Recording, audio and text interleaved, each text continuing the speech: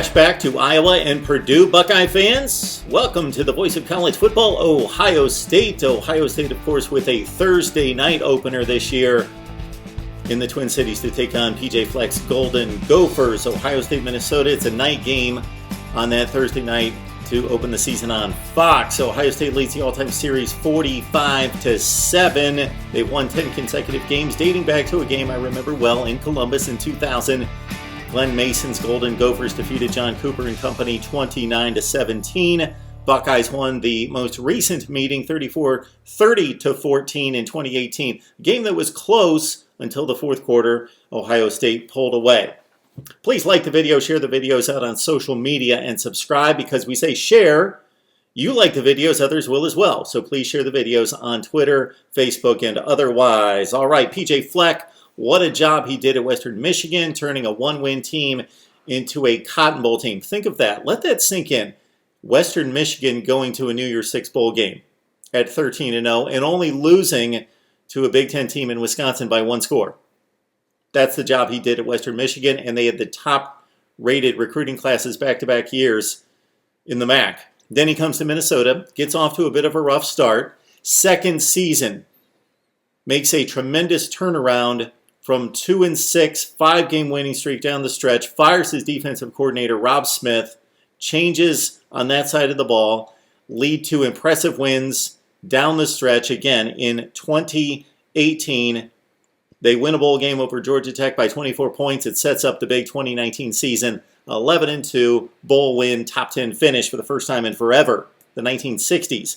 Okay, the foundation here is the recruiting. PJ Fleck is recruiting 20 to 30 spots higher than his predecessors who were in the mid-50s to mid-60s.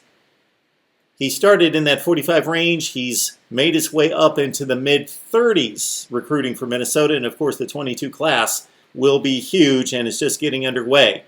On the field, though, on this night will be Tanner Morgan.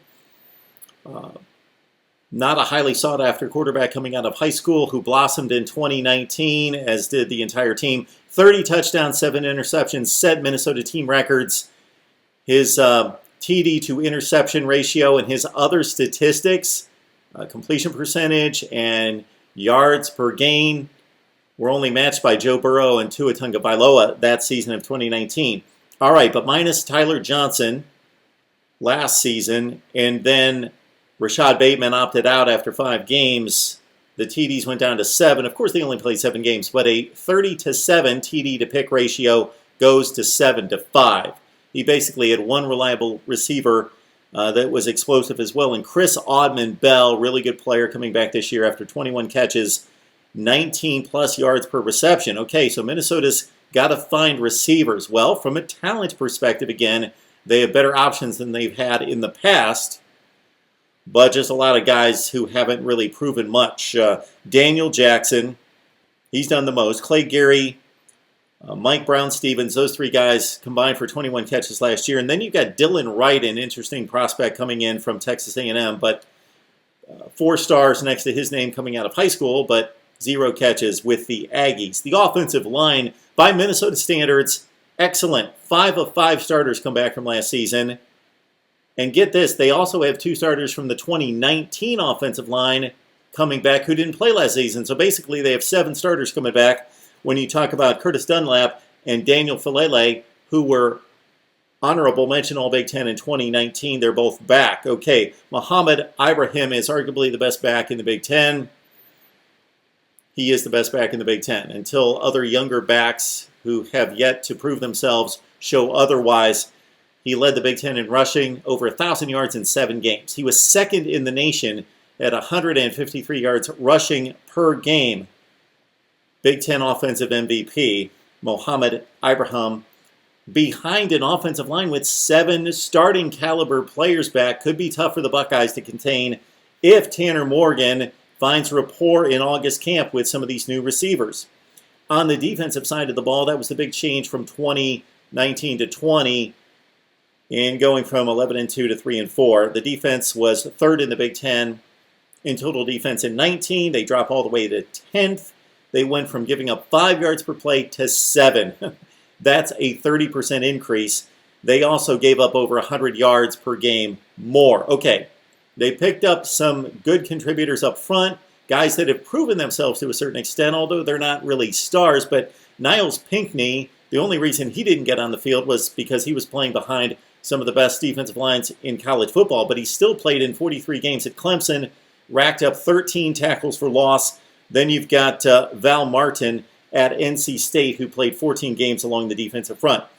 Boye Mafe is the best player in the defense by far, future NFL player, 5.5 tackles for loss, 4.5 sacks. Check out the film on him.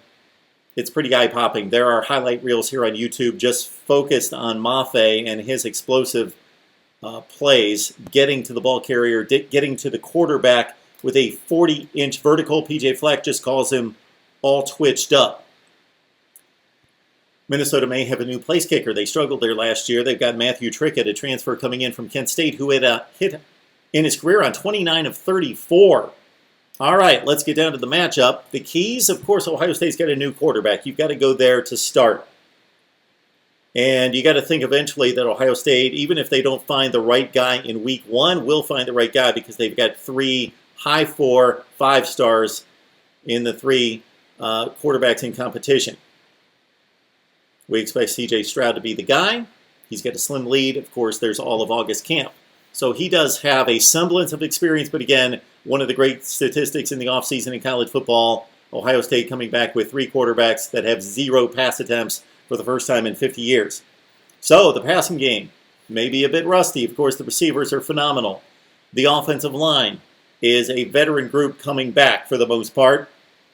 And Master Teague, you would expect to be the workhorse, but he's not an explosive guy that's going to make big plays. So if the defense can hold in the red zone, make Ohio State have to throw it on 3rd and long in predictable situations, it could get a bit interesting. Tanner Morgan, is he the guy of 2019 or the guy of 2020? Of course, his skills didn't change, but he may have been playing a bit above his head with NFL receivers and Tyler Johnson in particular. Really making him look good in 2019. Really good player, but may have hit his ceiling in 2019. And Ohio State, Minnesota, of course, I referenced the letdowns at Iowa City and at West Lafayette in 2017 and 18. This interesting because of the uncertainty at quarterback, trying to break in against a road crowd and a hostile environment that's going to be amped up for opening night on Fox. Join us on Wednesdays for our Buckeye Talk. It's live right here on the Ohio State channel. Leave your comments, your questions, your debate topics. You can talk directly to the guys that we bring on here every week. Tony Gerdeman from Buckeye Scoop, Steve Hellwagon, 247 Sports Bucknuts, Kevin Noon from Rivals Buckeye Grove. It's a great time every Wednesday, 2 p.m. Eastern Time, live right here. Ohio State, Minnesota should be a good one. We will talk Buckeyes, of course, and preview this more in depth throughout the summer right here at the voice of college football, Ohio State.